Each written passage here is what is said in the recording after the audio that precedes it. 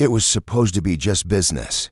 That's what I kept telling myself over and over again when I booked the trip with Mark, my boss. The conference was in Seattle, and with the company cutting corners left and right, Mark suggested we share a suite, 2 rooms, separate beds. Of course, he'd said casually, like it was nothing. It sounded practical, even responsible, harmless, but deep down, I knew better, because the truth is, Mark and I had already been tiptoeing over invisible lines for months. Late-night work calls that stretched too long and blurred into personal chatter, flirty jokes tucked between reports and deadlines, compliments that lingered just a beat too long, long lunches with too much laughter and too little distance. I told myself it was innocent, that it didn't count. After all, nothing physical had ever happened until Seattle. The first night after the conference, we had drinks. 1 turned into 3, maybe 4, I lost count. The bar was dimly lit, and we laughed louder than we should have. Our shoulders brushed, and neither of us pulled away. By the time we returned to the suite, I was still holding my glass, still talking, still pretending this wasn't a mistake unraveling in slow motion. I sat on the edge of his bed, wine swirling in my hand, words still tumbling from my lips, and then it happened. 1 kiss, then another, and I didn't stop it. I didn't even try. My breath caught, my thoughts tangled, and everything I thought I knew about myself blurred into that one moment.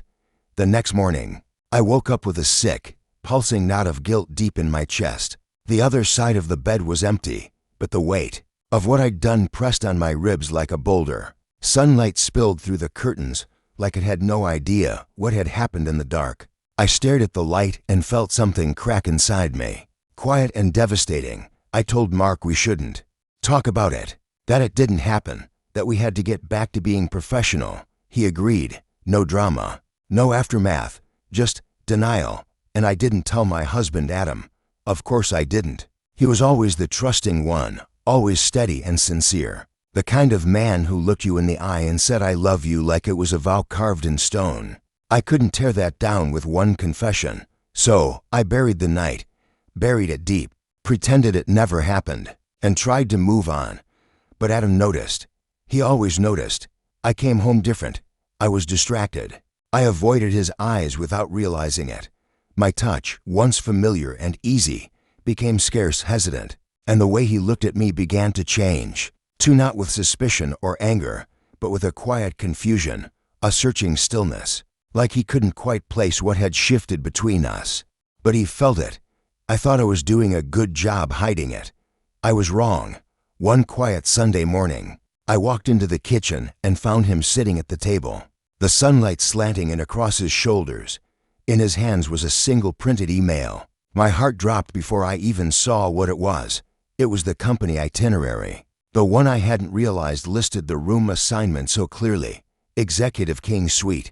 To guests, Mark Spencer, Jenna Carter. He didn't look up right away. When he did, his expression wasn't angry. It wasn't anything as volatile as rage. It was worse.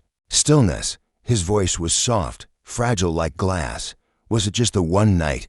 My mouth opened, but no sound came. I couldn't form a lie, and I couldn't speak the truth. I just sat there, paralyzed, caught between cowardice and regret. I said nothing, and that silence, that was my answer. He stood slowly, the paper neatly folded in his hand. He placed it beside his untouched coffee like it was a finished letter. "I'm going for a walk," he said, and then he left. No shouting, no slammed doors, just the slow, deliberate sound of his shoes on the hardwood floor, followed by the gentle click of the front door closing behind him. I stayed at that table for hours.